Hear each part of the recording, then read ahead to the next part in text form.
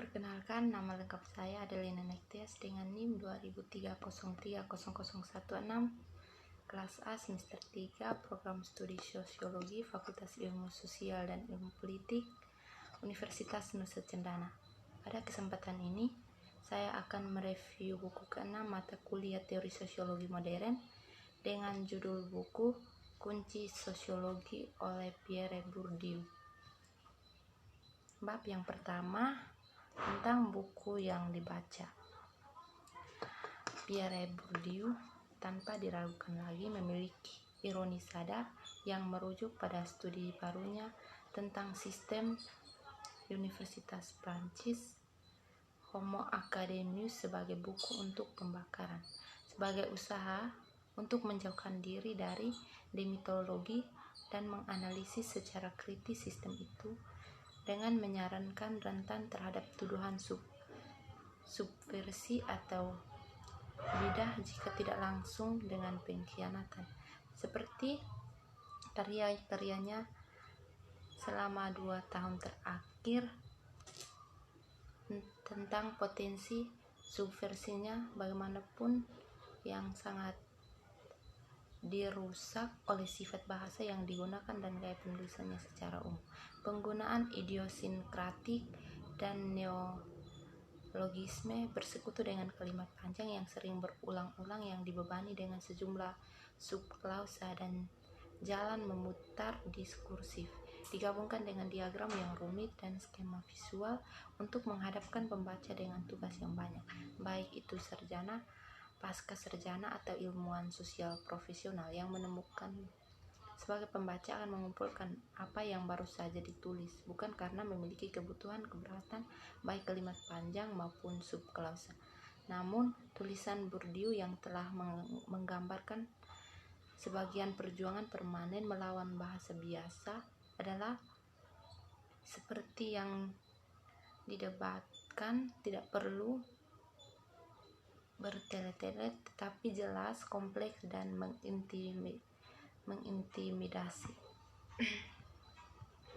Ada sejumlah alasan yang lebih spesifik mengapa karya Bourdieu begitu penting. Pertama, ada kontribusi besar yang dia buat untuk perdebatan tentang hubungan antara struktur dan tindakan yang muncul kembali selama akhir 1970-an dan awal 1980-an sebagai pertanyaan kunci untuk teori sosiologi. Yang kedua, dengan perbandingan yang menarik, kontribusi itu secara konsisten telah dibingkai oleh keterlibatan antara pekerjaan empiris yang sistematis, apakah mengandalkan etnografi atau pendekatan survei sosial, dan teori refleksi. Ini adalah ketegangan antara dua aspek karya Bourdieu yang membuatnya begitu menarik. Teori tanpa empiris, penelitian kosong, penelitian empiris tanpa teori buta. Ketiga, sebagai konsekuensi mungkin dari fakta, Bourdieu telah menjadi peneliti sosial yang aktif sepanjang karirnya. Pertanyaan epistemologis tentang sifat memadai pengetahuan sosiologis dan kondisi-kondisi yang memungkinkannya adalah pusat dari pengetahuan Freud. Ini adalah pertanyaan yang baik dari sosiologi dan antropologi. Apakah mereka melihat diri mereka, terutama sebagai para ahli teori atau peneliti, merugikan perusahaan mereka, kehilangan pandangan, dan akhirnya walaupun dimungkinkan untuk memberikan pembenaran lebih lanjut untuk menulis pengantar singkat dan karyanya. Berdasarkan 3 poin yang disebutkan di atas, sangat bagus untuk dipikirkan. Karyanya mengundang, bahkan menuntut, berdebat, dan cerminan. Bab yang kedua tentang antropologi dan strukturalisme. Pengaruh strukturalisme yang berkelanjutan pada pemikiran Bourdieu, dan akhirnya akan berbicara secara singkat tentang penelitian etnografinya. Di antara Bernascau, tani di Prancis, memberikan perhatian khusus pada apa yang digambarkan sebagai teori beralih dari aturan ke strategi. Yang pertama, waktu dan kepuasan dunia. Salah satu tema sentral yang menyatukan karya Bourdieu adalah upaya memahami hubungan antara subjektivitas makhluk sosial individu seperti yang dialami dan antropologi dan strukturalisme hidup dari dalam keluar pribadi, sehingga untuk berbicara dan dunia sosial objektif di dalamnya yang dibingkainya dan menuju produksi dan reproduksi yang disumbangkannya. Proyek teoritis ini adalah aspek kunci dari upaya Bourdieu untuk mengembangkan sosiologis yang dapat melampaui dikotomi subjektivitas atau objektivitas yang telah diungkapkan atau diuraikan. Yang kedua, eksplorasi lebih lanjut dari simbolisme dan klasifikasi. Pertama, untuk melihat dunia dalam pengertian budaya daripada optik. Dengan kata lain, untuk memiliki pandangan dunia adalah untuk mengkategorikan atau mengklasifikasikan dunia. Yang kedua, klasifikasi didasarkan pada model urutan biner atau dualistik. Pola dasar visi dunia adalah pembagian dunia berdasarkan fundamental prinsip, pembagian yang mendistribusikan semua hal di dunia ke kelas pelengkap. Menerbitkan berarti membawa perpecahan, memecah belah antropologi dan strukturalisme. Alam semesta menjadi entitas yang berlawanan batas, menghasilkan perbedaan dan hal yang berbeda oleh lembaga sewenang-wenang.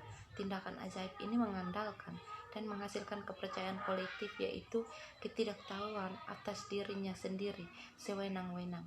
Kelompok membentuk dirinya seperti itu dengan melembagakan apa yang menyatukan dan apa yang memisahkan. Bab yang ketiga tentang eksperimen dan epistemologi. Pergeseran teoritis Bourdieu dari pendekatan berdasarkan model analitis yang dibangun dari aturan budaya yang seharusnya mengatur perilaku hingga penekanan pada generasi dan pengejaran oleh aktor strategi adalah bagian dari intelektual dan politik yang menjauh dari strukturalisme. Itu juga merupakan tanggapan atas pengalamannya yang melakukan penelitian etnografi yang pertama di Aljazair dan kemudian di Perancis. Namun sifat etnografis dari pengalaman penelitian kerja lapangan sebagai kehidupan yang transformatif, peristiwa penting dalam hal yang lain. Keterlibatan sebagai peneliti sosial dan dunia sosial yang dia kenal sebenarnya lebih dari sekedar akrab, karena dalam setiap kasus, dalam beberapa arti yang sah, anggota dari kereta refleksif pemikiran mengarah pada kritik epistemologisnya terhadap sosiologi dan antropologi.